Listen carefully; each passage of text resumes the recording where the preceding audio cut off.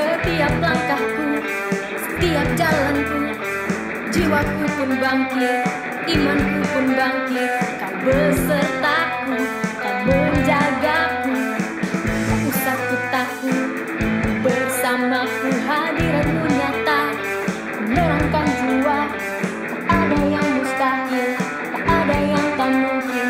Kau besertaku, kau menjagaku, yeah. Kau kuatku, kau imanku, kau berikanku harapan baru. Kaulah segalanya, oh tiada yang mustahil bagi orang yang percaya.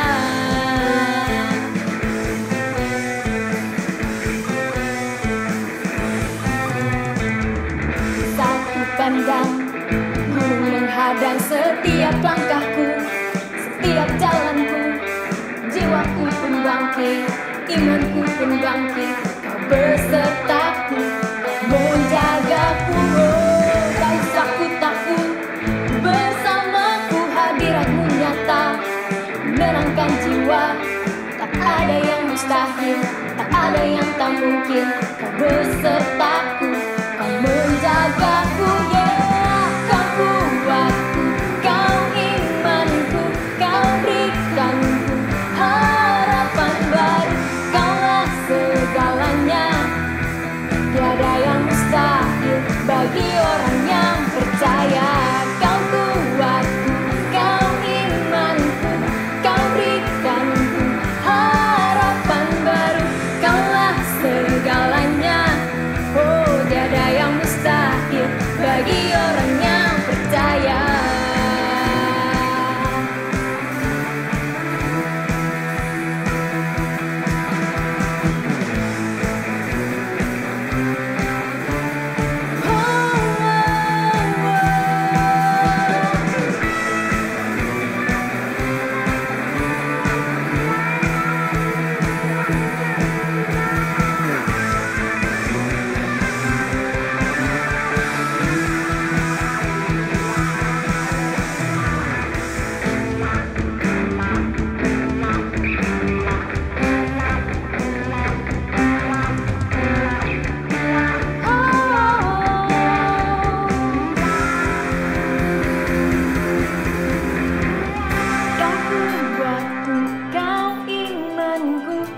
Berikanku harapan baru. Kaulah segalanya, tiada yang mustahil bagi orang yang percaya. Kau kuatku, kau imanku, kau berikanku harapan baru. Kaulah segalanya, tiada yang mustahil bagi orang yang percaya. Kau kuatku, kau imanku, kau berikanku harapan baru. Kaulah segalanya, oh tiada yang mustahil bagi orang yang percaya. Kau kuatku, kau imanku, kau berikanku harapan baru. Kaulah segalanya, tiada yang mustahil bagi orang yang percaya. Tiada yang mustahil bagi orang yang percaya. Oh, tiada yang mustahil bagi orang yang percaya.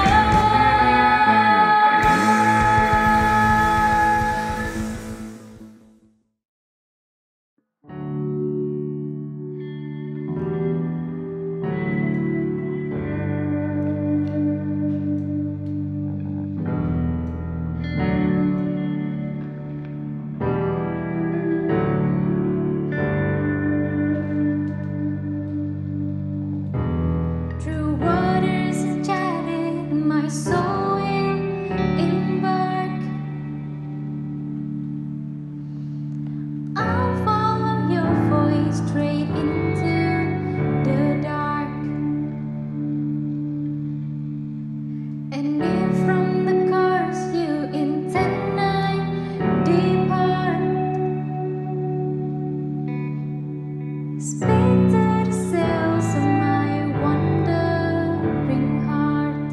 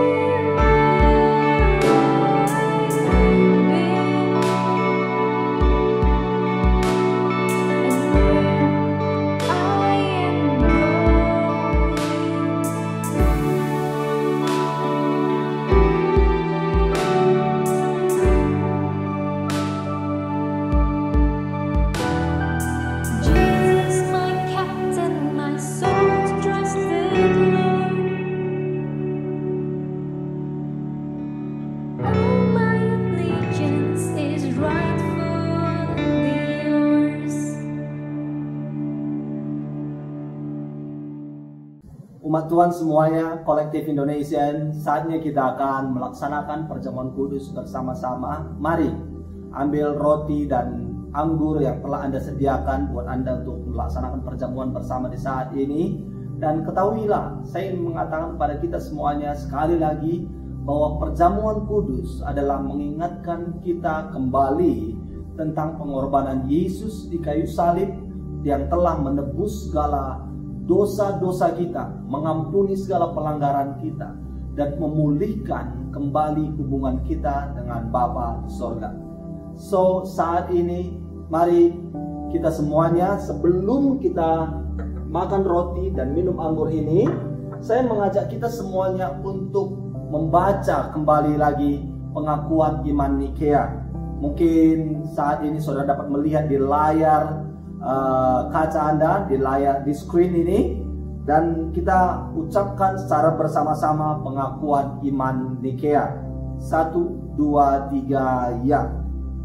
Aku percaya kepada satu Allah, Bapa yang Maha Kuasa, pencipta langit dan bumi, segala yang kelihatan dan yang tidak kelihatan, dan kepada satu Tuhan, Yesus Kristus, Anak Allah yang tunggal, yang lahir dari Sang Bapa sebelum ada segala zaman, Allah dari Allah, terang dari terang, Allah yang sejati dari Allah yang sejati, diperanakkan bukan dibuat, sehakikat dengan Sang Bapa, yang dengan perantaraannya segala sesuatu dibuat, yang telah turun dari sorga untuk kita manusia dan untuk keselamatan kita, dan menjadi daging oleh Roh Kudus dari anak darah Maria dan menjadi manusia, yang disalibkan bagi kita di bawah pemerintahan Pontius Pilatus, menderita dan dikuburkan, yang bangkit pada hari ketiga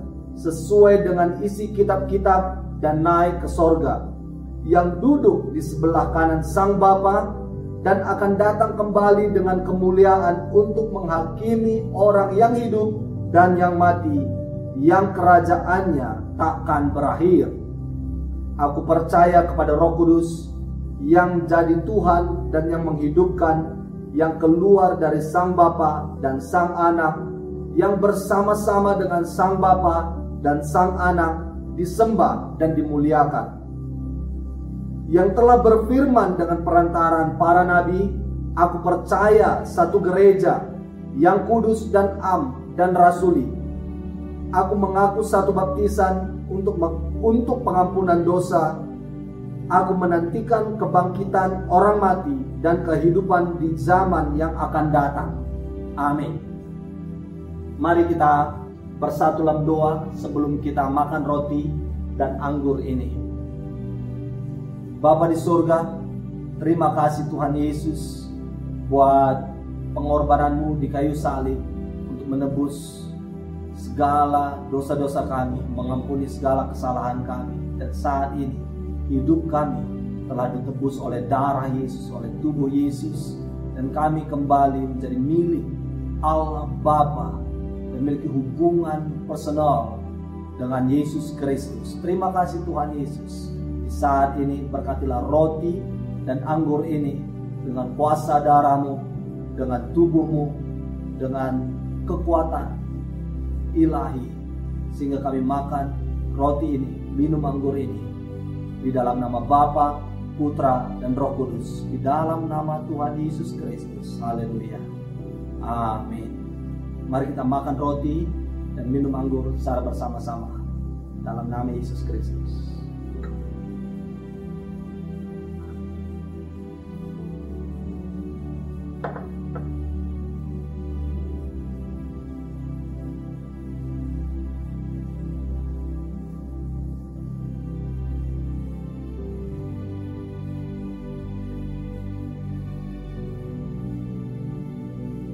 Amin. Amin. Oke, teman-teman semuanya, saatnya kita akan memberi persembahan kita. So, mari persiapkan dirimu untuk memberi yang terbaik buat Tuhan, buat pekerjaan Tuhan. Haleluya. Hai, saatnya memberikan persembahan. Offering message saya hari ini adalah tentang gratitude and thanksgiving. Saya rasa setiap kita pasti punya yang namanya gratitude, atau rasa mengucap syukur, rasa berterima kasih yang ada di dalam hati setiap kita. Namun, mungkin nggak semua orang punya juga yang namanya Thanksgiving. Apa sih bedanya? Nah, kalau Thanksgiving, itu artinya sebuah tindakan nyata atau sebuah aksi dari gratitude yang ia miliki. Memiliki gratitude tentu sangat baik, tetapi seringkali dampaknya baru lebih terasa ketika kita memiliki Thanksgiving juga. Apa sih musuh dari gratitude? Musuhnya bukanlah mengeluh atau menggerutu, tetapi familiarity atau rasa sudah terbiasa. Supaya lebih jelasnya, mari kita baca kisah perumpamaan tentang seorang anak yang hilang di Lukas pasal 15. Saya bacakan dari ayat 11. Yesus berkata lagi, ada seorang mempunyai 2 anak laki-laki. Kata yang bungsu kepada ayahnya, "Bapa, berikanlah kepadaku bagian harta milik kita yang menjadi hakku." Lalu ayahnya membagi-bagikan harta kekayaan itu di antara mereka. Beberapa hari kemudian, anak bungsu itu menjual seluruh bagiannya itu, lalu pergi ke negeri yang jauh. Di sana ia memboroskan harta miliknya itu dengan hidup berfoya-foya. Di sini kita bisa melihat kalau anak bungsu ini nggak menyadari kondisi baik yang ia miliki.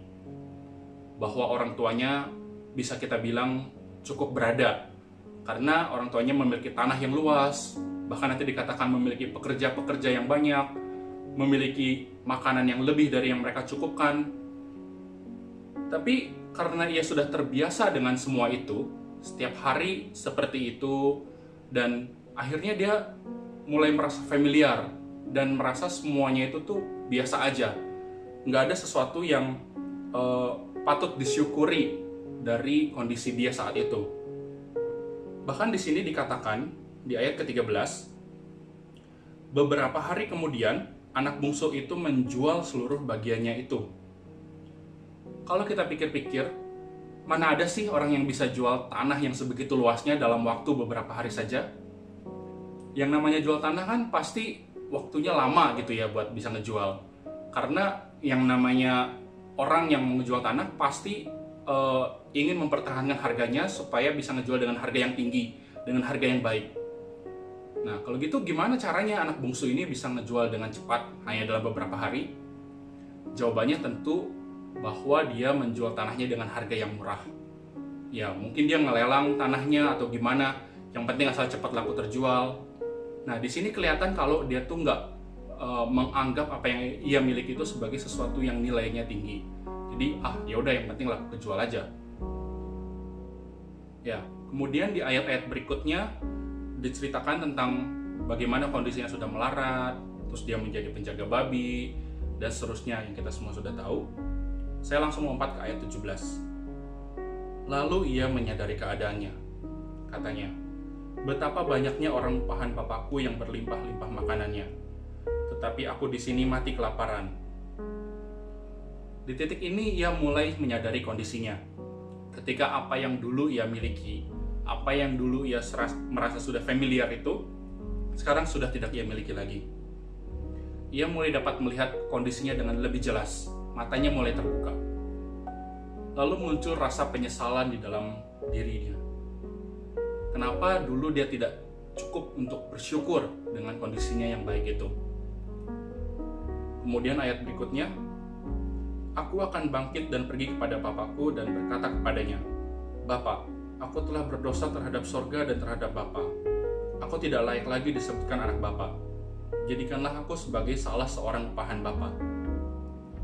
Dari penyesalan yang muncul tadi, ia mengambil keputusan untuk berubah. Ia yang tadinya seorang anak yang egois, yang hanya memikirkan dirinya sendiri, berubah menjadi seorang yang mau bekerja, seorang yang mau melayani. Ia yang tadinya berkata, berikanlah hartamu untuk aku, berubah menjadi, jadikan aku sebagai orang upahan Bapa. Dari gratitude, berubah menjadi thanksgiving. Mari kita belajar dari kisah tentang anak bungsu ini. Sadari kalau apapun yang kita miliki saat ini, besar maupun kecil, itu semua merupakan pemberian Tuhan yang patut untuk kita syukuri. Nah, selama ini saya working from home ya, nggak merasa sesuatu yang spesial dengan apa yang saya miliki. Sampai beberapa hari yang lalu, teman saya nanya kayak gini, "Pus, tempat tinggal lu di R8 listriknya oke ya?" Terus saya bilang, "Iya, biasa aja." Terus dia bilang, "Tempat gua ya, parah banget tau nggak? Setiap bulan pasti ada aja mati listrik, bisa 2-3 kali." Terus di situ saya mikir, wow, ternyata dengan listrik yang baik, itu tuh sesuatu yang patut untuk saya syukuri. Belum lagi tentang air bersih yang cukup, internet, lift yang berfungsi dengan baik, dan lain sebagainya. Dengan adanya gratitude atau ucapan syukur, itu akan memperjelas vision kita atau penglihatan kita. Ya, di sini saya mau ngingetin kita untuk kembali menyadari dan mengucap syukur akan apa yang kita miliki. Sekaligus saya menantang kita semua untuk melakukan Thanksgiving atau ucapan syukur melalui tindakan nyata yang dapat kita lakukan melalui persembahan. Oke, sebelum memberikan persembahan, mari kita satu dalam doa. Bapak, terima kasih pagi hari ini kami kembali diingatkan bahwa segala yang kami miliki berasal daripada-Mu. Entah itu sesuatu yang baru atau sesuatu yang sudah setiap hari kami nikmati, semuanya itu karena tangan-Mu yang senantiasa menopang dalam kehidupan kami. Tuhan, saat ini kami mau memberikan ucapan syukur kami melalui persembahan. Kiranya apa yang dapat kami berikan ini Engkau terima dan Engkau pakai untuk alat kemuliaan nama-Mu. Kami mau memberikan persembahan kami dengan penuh rasa ucapan syukur dan sukacita. Hanya dalam nama Yesus, amin. Di layar teman-teman sekalian akan ada tertera cara-cara untuk memberikan persembahan secara online. Silakan mempersiapkan dan memberikan persembahan yang terbaik sebagai ucapan gratitude dan thanksgiving kita kepada Tuhan. Selamat memberi. Selamat pagi saudara-saudara sekalian. Saya sangat berbesar hati karena akhirnya dapat bertemu dengan saudara-saudara semua setelah lama saya tunggu di luar pintu ya. Oleh itu saya mengucap syukur kepada Allah dan berterima kasih kepada Pastor Nua dan pemimpin-pemimpin di Kebaktian Indonesia di kolektif. Pagi ini saya mau membawa saudara-saudara untuk melihat surat Yakobus seiring dengan penutup seri kita yang berjudul Iman yang Hidup. Izinkan saya berbuka seperti demikian. Banyak orang Kristen hari ini, baik di Indonesia maupun di Malaysia, sehingga di seluruh dunia yang membaca Alkitab tanpa mempedulikan latar belakang Alkitab. Mereka menganggap Alkitab itu ditulis dan diutuskan seolah-olahnya untuk mereka semata-mata. Mereka tidak mengendahkan tulisan-tulisan terperinci seperti siapakah Yakobus? Yakobus yang mana satu? Kenapa Yakobus perlu menulis surat ini kepada penerimanya? Apakah dia terlalu banyak waktu senggangnya sehingga dia menyuruh mereka untuk mengoles orang-orang yang sakit dengan minyak? Apakah gereja-gereja Kristus hari ini tetap membuat minyak suci untuk didistribusikan, malah dijualkan kepada orang-orang sakit? Orang-orang Kristen yang memahami Alkitab secara sembarangan pasti akan melakukan hal-hal sembarangan yang akhirnya menghina nama Tuhan. Tapi apakah rupanya dunia tempat Yesus dan para rasul tinggal? Dunia mereka saat itu sangat mirip dengan dunia kita sekarang dan dapat kita kaitkan dengan kehidupan masa kini. Orang-orang mengasosiasikan diri mereka dalam kelompok-kelompok tertentu. Ada penjajah, yaitu bangsa Romawi. Ada kelompok politik sayap kanan yang berkonservatif, yaitu orang Farisi. Di antara yang sayap kanan, ada yang juga pro penjajah dan sering diberi kuasa dan keuntungan, yaitu orang Saduki. Dan ada pula di antara kelompok-kelompok ini orang-orang yang lebih radikal dan mengidentifikasikan mereka sebagai orang Zelot. Maka bahkan Yesus memiliki seorang mantan orang Zelot di antara 12 rasulnya yang disebut Simon orang Zelot. Agenda orang Zelot adalah mengobarkan revolusi untuk mengambil alih kekuasaan politik dan ekonomi dari pemerintah Romawi. Dan setelah Yesus bangkit dan naik ke surga, kebencian orang-orang Zelot mencapai puncaknya karena masyarakat kecil berada di garis kemiskinan.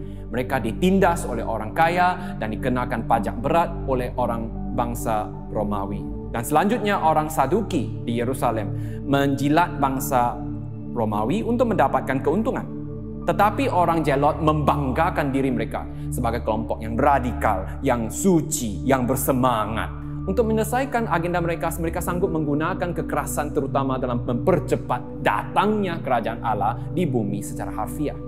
Rasul Paulus adalah salah satu daripada mereka sebelum dia menjadi pengikut Kristus. Beberapa dari mereka bahkan membentuk kelompok pengganas berpisau yang disebut kaum Sikari. Saudara dapat membaca lebih lanjut di Kisah Para Rasul pasal 21. Nyatanya mereka berhasil membuat perontakan sekitar 10 tahun setelah Yakobus menulis surat Yakobus ini meninggal.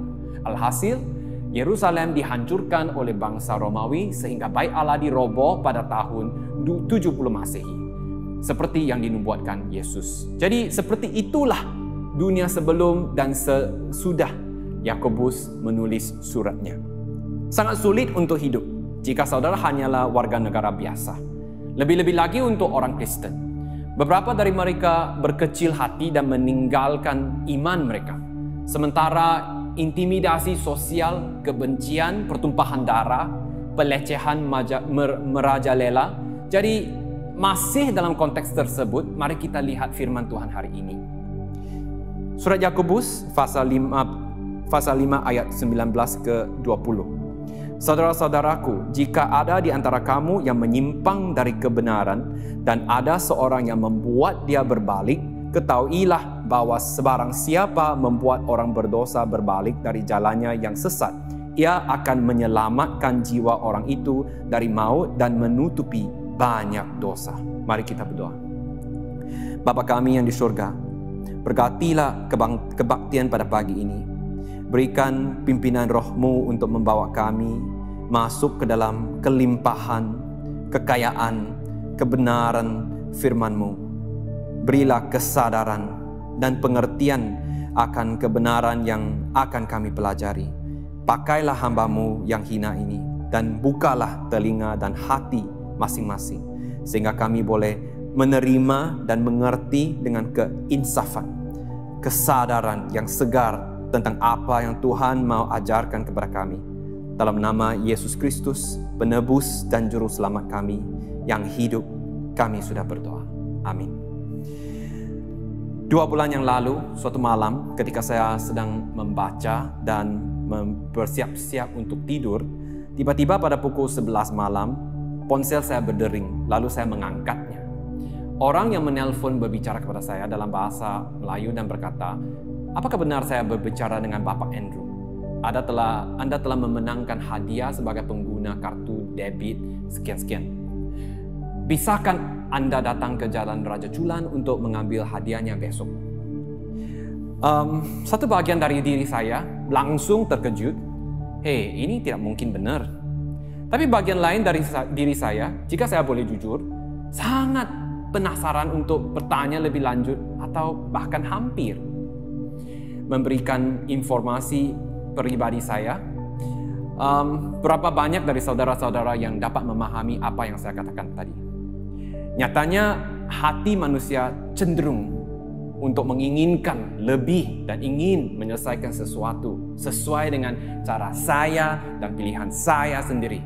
Yakobus menyebutnya keinginan sendiri dan hawa nafsu, the lust and passion. Akan sulit untuk melepaskan apa yang kita dambakan. Begitu ego kita membengkak karena merasa begitu dekat untuk memiliki hal yang didambakan tersebut.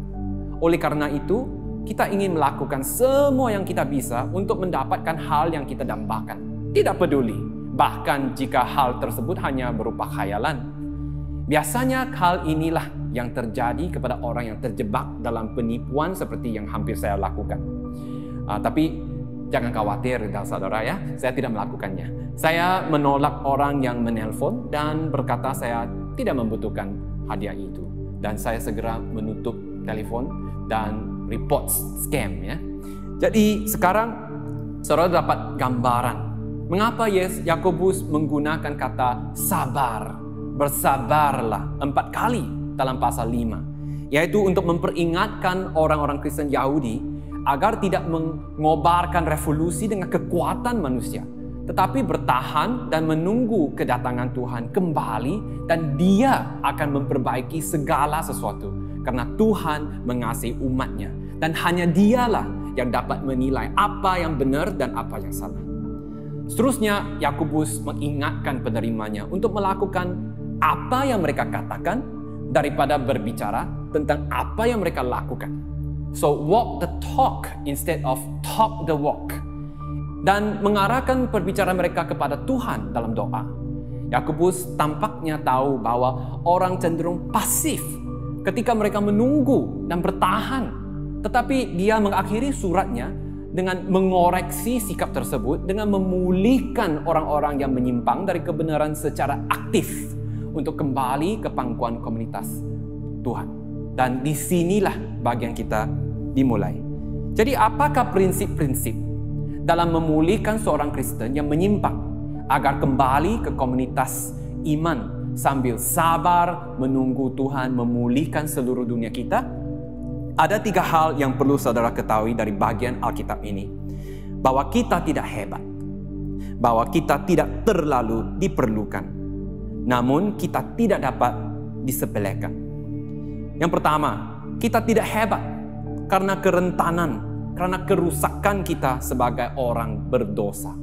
Karena kerentanan kita sebagai orang berdosa, kerusakan kita sebagai seorang yang berdosa. Yakobus berkata, saudara-saudaraku, jika ada di antara kamu yang menyimpang dari kebenaran dan ada seorang yang membuat dia berbalik, ketahuilah bahwa barang siapa membuat orang berdosa berbalik dari jalannya yang sesat. Saudara-saudara, ada sadar gak?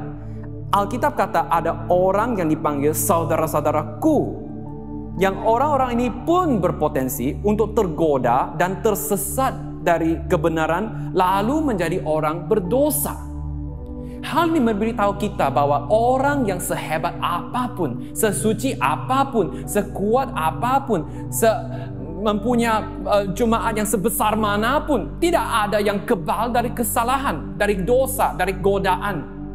Tidak peduli berapa tahun saudara menjadi orang Kristen, kita harus memahami, semakin lama kita hidup, semakin banyak dosa yang kita berpotensi lakukan sehingga menjadi banyak dosa. Itu dalam terjemahan baru, ataupun lebih tepatnya dosa dalam jumlah besar.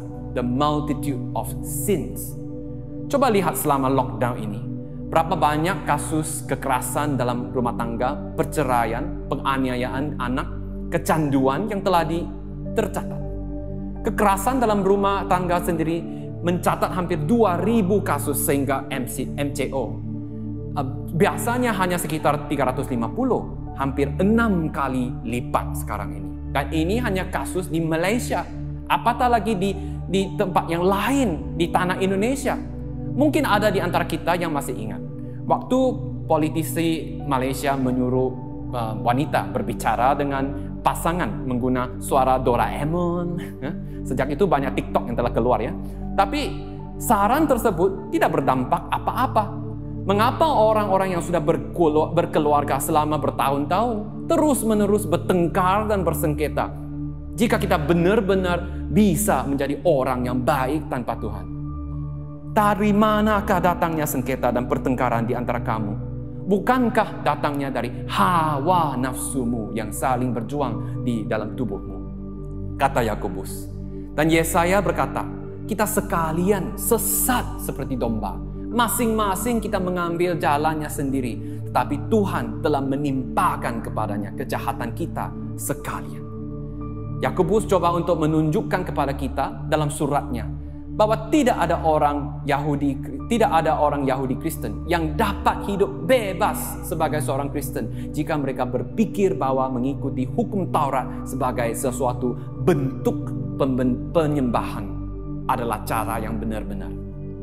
Sebab kita semua bersalah dalam banyak hal, katanya. Barang siapa tidak bersalah dalam perkataannya, ia adalah orang sempurna yang dapat juga mengendalikan seluruh tubuhnya. Berkali-kali Alkitab sebagai sebuah cermin jelas mengingatkan kita bahwa orang Yahudi Kristen dan Rabi Yahudi sekalipun cenderung menyimpang dari kebenaran. Ini berarti manusianya semua berdosa. Hai manusia, kamu semua berdosa. Janganlah engkau terlalu percaya diri dan berpikir bahwa kita dapat hidup sebagai orang Kristen yang mengenal firman Tuhan dengan asal-asalan atau secara lumayan. Di dunia kita saat ini ada terlalu banyak orang Kristen yang asal-asalan. Apakah Anda seorang Kristen? Iya. Apakah Anda membaca Alkitab? Kadang-kadang. Lumayan loh. Berapa tahun Anda pergi ke gereja? Sekitar 10 tahun dong. Apakah Anda percaya kepada Injil? Ya, tentu saja saya dari gereja evangelis namanya Kolektif. Apakah Injil itu? Injil itu kabar baik. Kabar baik apa? Kalau tak salah, Yesus mati untuk saya dan menyucikan dosa-dosa saya, jadi saya bisa untuk masuk ke surga. Nah, apa yang Anda ketahui tentang kematian Yesus untuk Anda? Bagaimana Anda tahu dia mati untuk Anda? Dapatkah Anda menunjukkan kepada saya dari hidup Anda bahwa Anda benar-benar dapat masuk ke surga? Kebanyakan orang terhenti di sini saja. Karena semua yang mereka ketahui tentang menjadi seorang Kristen tidak pernah melebihi apa-apa pun selain mereka menerima tiket ke surga. Yang padahal merupakan harapan palsu yang mereka terima. Tetapi ketika Anda bertanya tentang pasar saham, masa depan keuangan, politik, bisnis, terutamanya orang Tionghoa, mata mereka berbinar, berkelip-kelip seperti lampu lalu lintas kan. Lihatlah apa yang Yakobus berkata. Sebab itu buanglah segala sesuatu yang kotor dan kejahatan yang begitu banyak itu, dan terimalah dengan lemah lembut firman yang tertanam di dalam hatimu, yang berkuasa menyelamatkan jiwamu. Tetapi hendaklah kamu menjadi pelaku firman dan bukannya hanya pendengar saja. Sebab jika tidak demikian kamu menipu diri sendiri. Tunjukkanlah kepadaku imanmu itu tanpa perbuatan, dan aku akan menunjukkan kepadamu imanku dari perbuatan-perbuatanku. Dalam memulihkan orang yang menyimpang dari kebenaran, kita akan lebih mengenal firman kebenaran yang tertanam di dalam hatimu. Hukum yang sempurna, yaitu hukum yang memerdekakan orang. The law that brings freedom, that liberates people. Hukum utama atau hukum kerajaan, the royal law yang tertulis dalam kitab suci. Hukum yang memerdekakan orang. Ini adalah semuanya deskripsi-deskripsi yang dipakai oleh Yakobus terhadap firman Tuhan. Jadi jika kita tidak memperhatikannya dengan saksama, kita pasti tidak boleh merefleksikan diri kita. Lalu bagaimana kita bisa melakukan apa yang disuruhnya? Kita harus bawa tanpa kasih karunia Tuhan yang menopang hidup kita sebagai tongkat yang kita andalkan, kita hampir tidak dapat melewati ujian iman dan mampu bertahan sampai bertemu dengan Tuhan. Itulah sebabnya mengapa kekristenan yang asal-asalan, yang lumayan, tentu saja tidak akan berhasil. Anda tidak masuk surga, ingatkan. Anda tidak masuk surga karena Anda bergabung dengan gereja, atau memberi persembahan, ataupun mendapatkan beberapa gelar di gereja. Dan sepanjang hidup Anda hanya hidup sebagai orang Kristen yang tahu seadanya, lumayannya. Anda butuh latih keimanan Anda kepada Tuhan dengan menyelidiki Alkitab secara cermat dan menghidupi kebenarannya secara setia. Jika engkau saat ini hanya pengikut Kristus yang sekadar tahu seadanya, lumayannya, datanglah kepada Yesus. Akui dosa-dosa engkau. Tinggallah hidup engkau yang terbagi-bagi. Dan marilah bertobat dengan hati yang menyesal.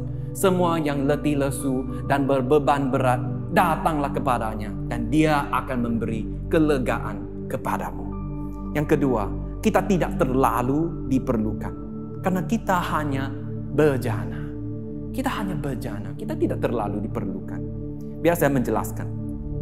Hanya ada satu perantara di antara Tuhan dan manusia, namanya Yesus Kristus. Tetapi ada 3 hal yang perlu saudara ingat.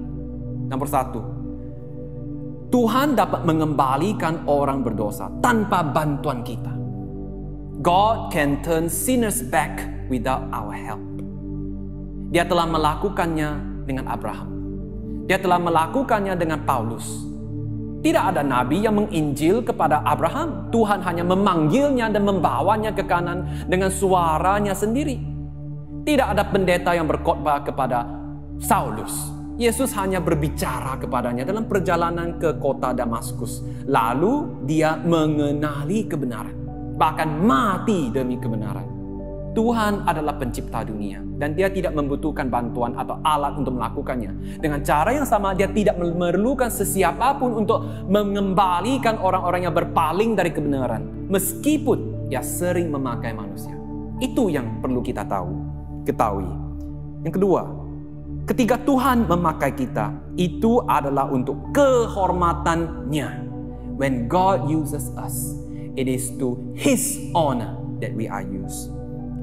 Ketika seorang koki pergi berkemah di alam liar dan tidak ada alat yang tepat untuk memasak, dan setiap alat yang dia temukan sebenarnya tidak membantu, namun dia tetap bisa memasak makanan lezat. Apa yang bisa kita pelajari dari ilustrasi tersebut? Apakah alat-alat itu berhasil memasakkan masakan yang enak? Atau koki yang mampu memasak makanan lezat bahkan dengan peralatan yang paling minim?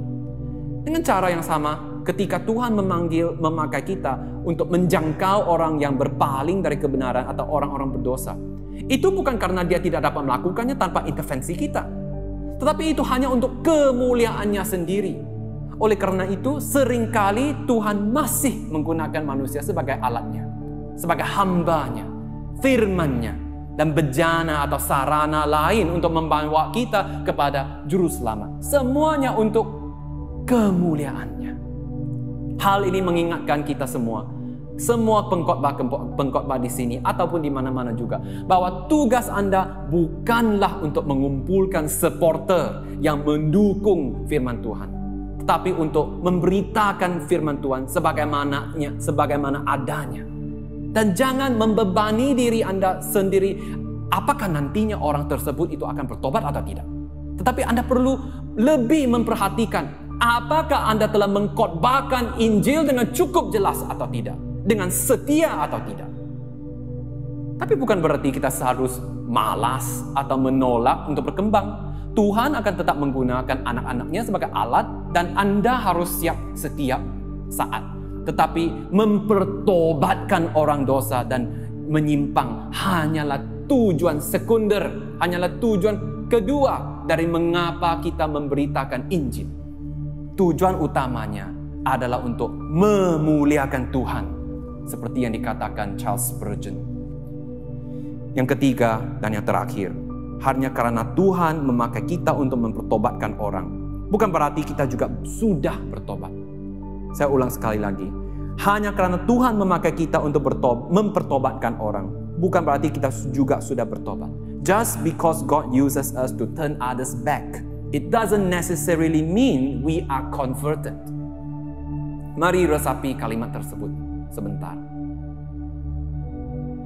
Tuhan dapat menggunakan keledai untuk berbicara dengan Biliam. Tuhan dapat menggunakan gagak yang kotor untuk mengambil makanan untuk Ilya. Tuhan dapat menggunakan raja-raja yang jahat untuk mendisiplin, untuk menghajar umatnya Israel. Tuhan dapat menggunakan percakapan Pilatus dengan Yesus untuk mengungkapkan Kristus kepada kita. Tapi semua sarana di atas itu tidak bertobat kepada Tuhan. Hal ini juga berlaku bagi Yakobus, saudara kandung Yesus. Dia terlambat sekali dalam percaya kepada Tuhan. Dia tinggal di rumah yang sama dengan Yesus, dibesarkan ibu yang sama, kemungkinan besar mewarisi keterampilan pertukangan yang sama seperti Yesus. Namun itu tidak membuatnya menjadi orang percaya. Dia dan saudara-saudaranya yang lain bahkan mengejek Yesus dalam Injil Yohanes. Kenapa kamu tidak mengambil kesempatan selama pesta untuk tampil di depan umum dan menjadi viral? Karena Anda sangat ingin menjadi radikal, bukan? Ketika Yesus disalibkan, Yakobus bahkan tidak ada di Kalvari. Bagaimana kita tahu itu? Karena Yesus tidak memiliki saudara untuk mempercayakan ibunya, kecuali yang termuda dari 12 muridnya, yang 12 rasulnya, Yohanes. Butuh waktu yang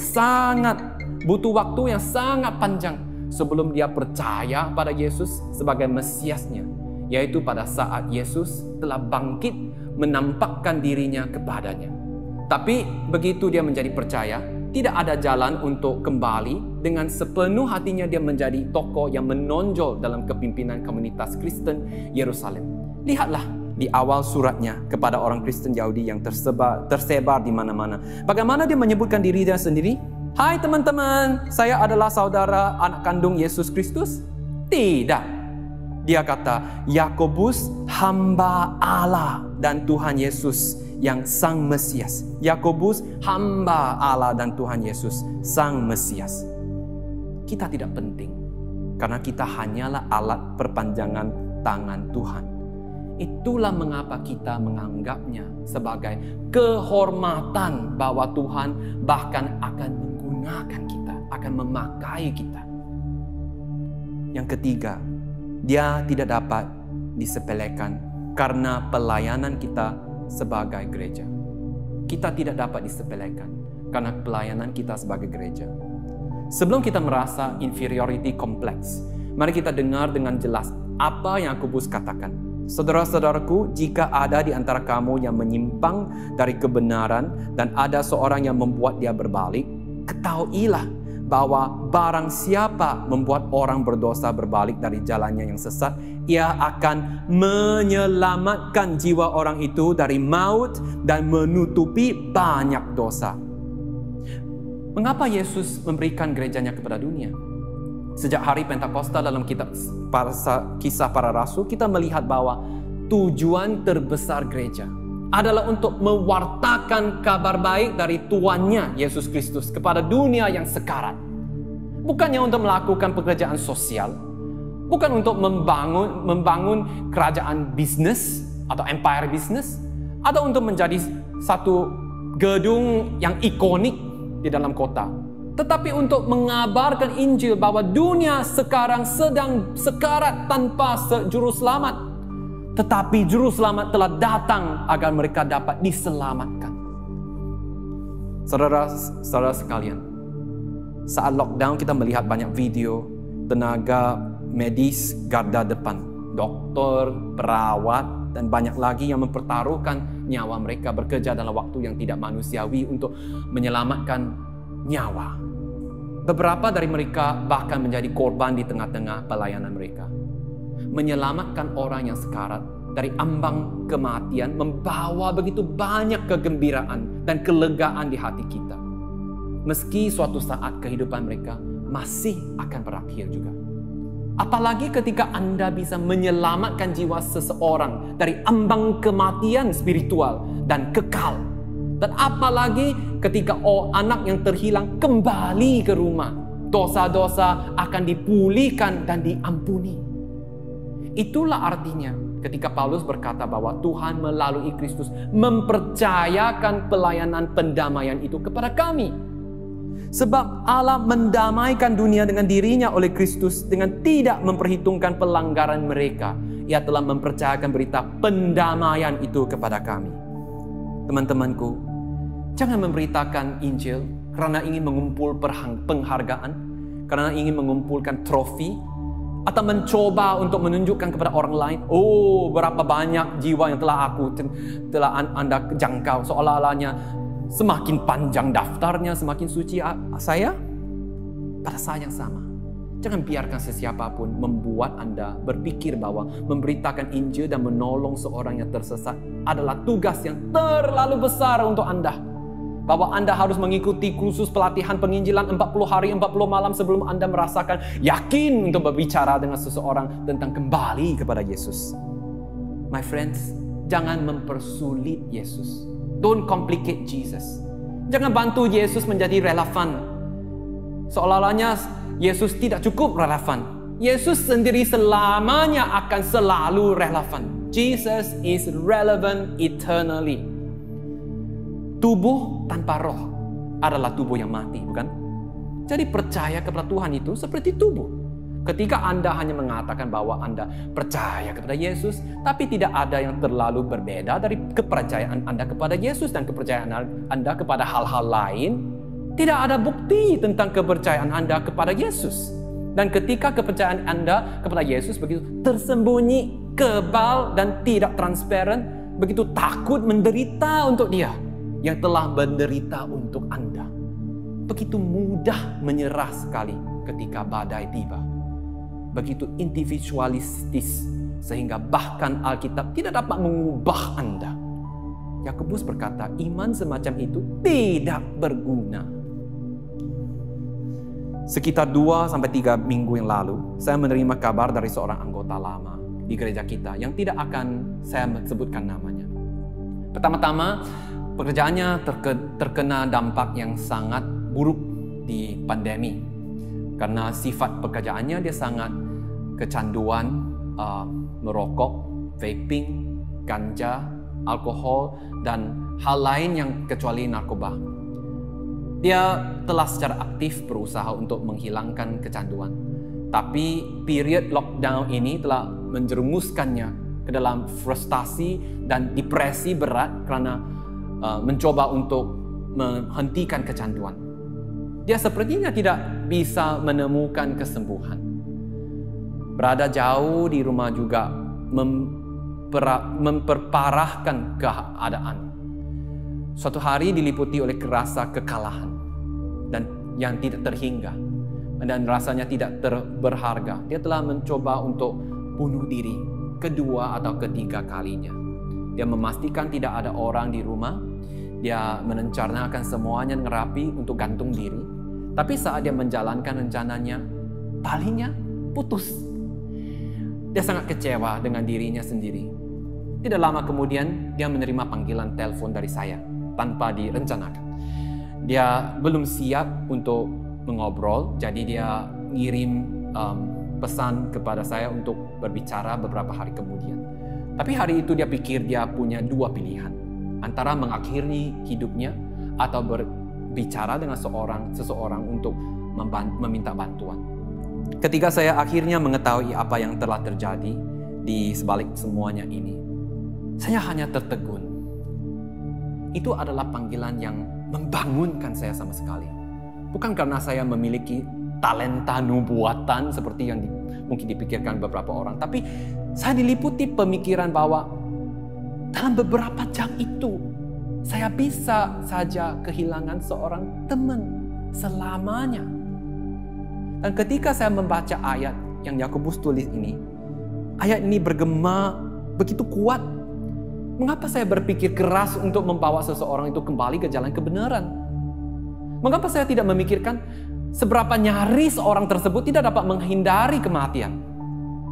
Dan berapa banyak lagi jiwa di luar sana yang bisa kita jangkau. Bukan dengan program pertumbuhan gereja yang cerdas, sangat kreatif, sangat relevan. Tapi disesuaikan hanya dengan ukuran manusia. Untuk mencintai sesamaku seperti diriku sendiri. Seperti yang dikatakan Yakobus, hukum yang terutama, hukum yang kerajaan, royal law. Mengapa kita membuat agama Kristen begitu canggih? Ketika hanya dengan di mana kita bekerja atau di mana kita tinggal, apartemen, taman, kantor, toko, ruang kelas online kita sekarang ini merupakan tempat yang bisa dengan mudah kita hidupi sebagai pelaku firman.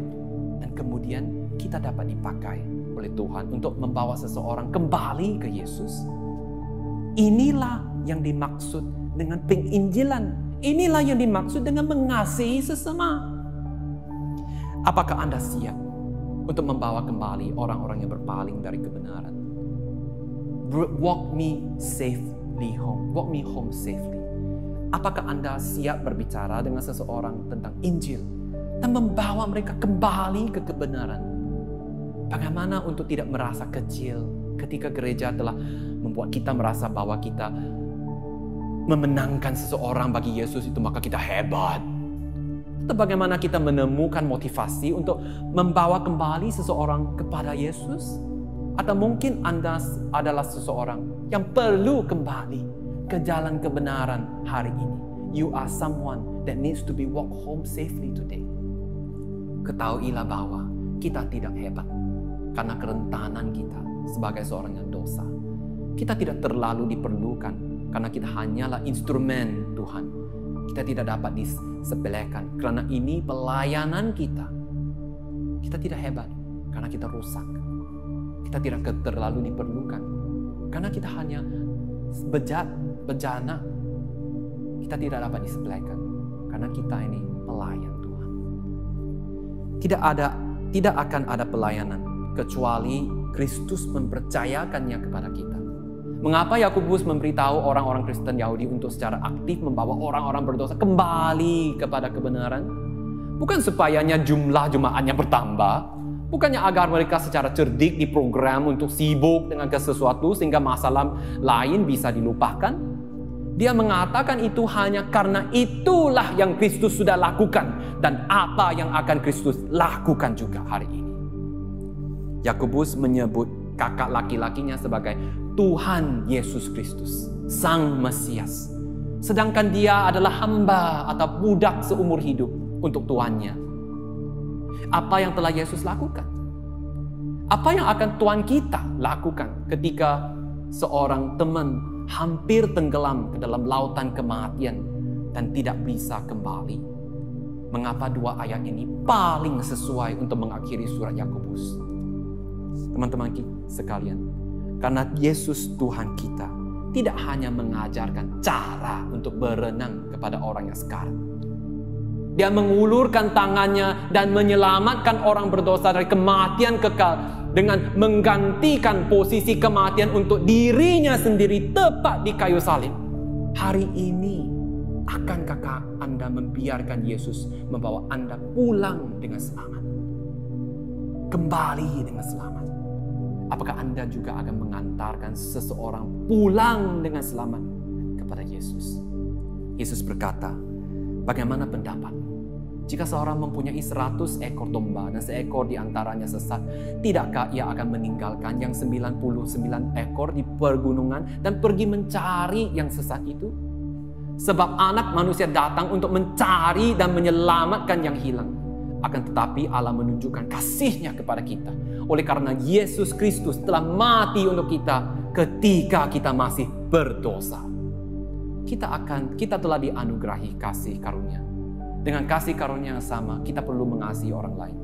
Teman-teman, ini adalah pelayanan yang dipercayakan Tuhan kepada kita. Dan ini adalah penutup yang paling sempurna, yang paling cocok menurut Yakobus. Oh, to grace, how great a debtor daily I'm constrained to be. Let that goodness like a fetter bind my wandering heart to thee. Prone to wander, Lord, I feel it. Prone to leave the God I love. Here's my heart, oh take and seal it. Seal it for thy courts above. Terjemahannya, tiap hari ku berhutang kepada kasih abadi. Rantailah hatiku curang, dengan rahmat tidak terhenti. Ku dipikat pencobaan, meninggalkan kasih-Mu. Inilah hatiku Tuhan, meteraikan bagimu. Mari kita berdoa.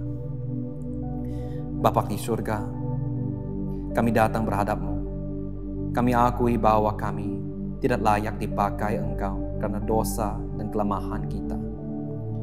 Senantiasa kami mengangkat diri kami sebagai seorang yang agung, malah bebas dari kesalahan. Tapi firman-Mu mencerminkan kepada kami isi hati kami yang sebenar. Sememangnya kita tidak hebat, kami tidak diperlukan. Tuhan tidak membutuhkan kami sekalipun. Tetapi karena kasih besar Engkau memilih kami sebelum penciptaan dunia untuk diselamatkan dan ditebus dosa melalui kayu salib. Tuhan Yesus, Putra Allah yang tunggal. Maka kami diterima sebagai anak-anak-Mu Tuhan. Dengan itu kami mengucap syukur, kami bertobat. Ada di antara kami yang mungkin telah jauh berpaling dari kebenaran Tuhan. Kami telah mendirikan kebenaran kami sendiri sebagai kebenaran yang mutlak. Kami telah menyertai kelompok-kelompok yang menganggapkan diri kami sebagai juru selamat orang-orang berdosa. Padahal kami sendiri yang telah lama sesat, telah lama menyimpang, telah lama menjauhi Allah.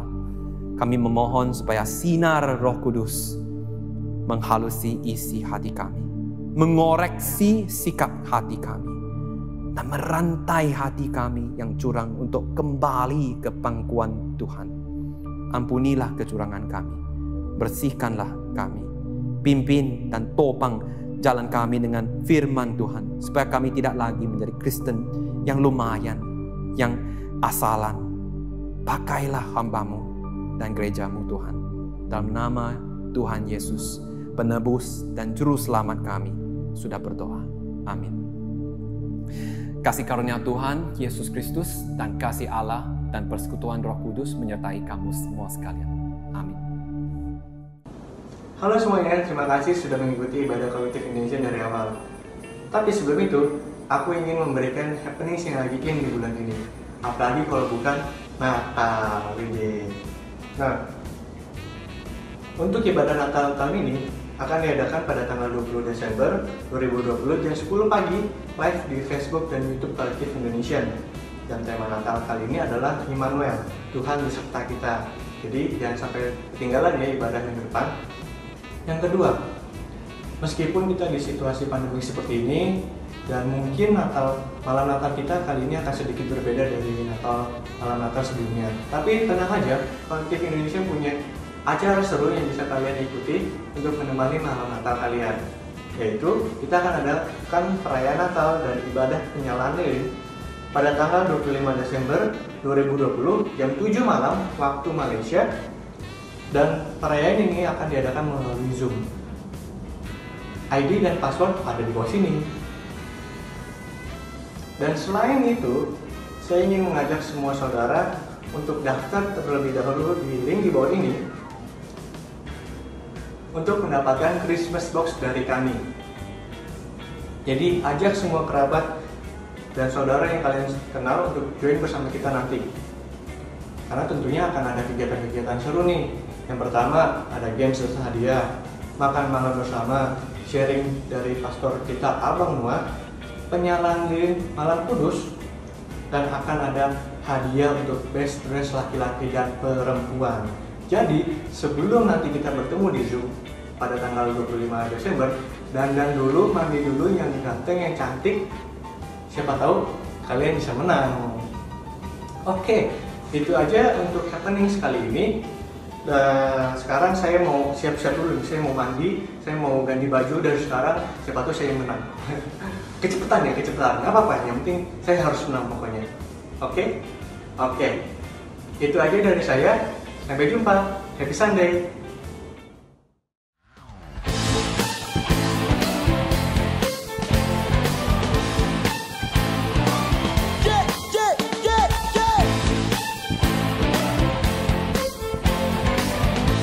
Nyanyi sama-sama, here we go. Dunia ini mengatakan hidup untuk senang saja, hiduplah untuk puaskan jiwa. Namun ku mau hidup bagi Allah Bapa. Aku tak bisa hidup tanpa aku, tak mau hidup tanpa Kaulah nafas yang hidup. Apakah arti hidup?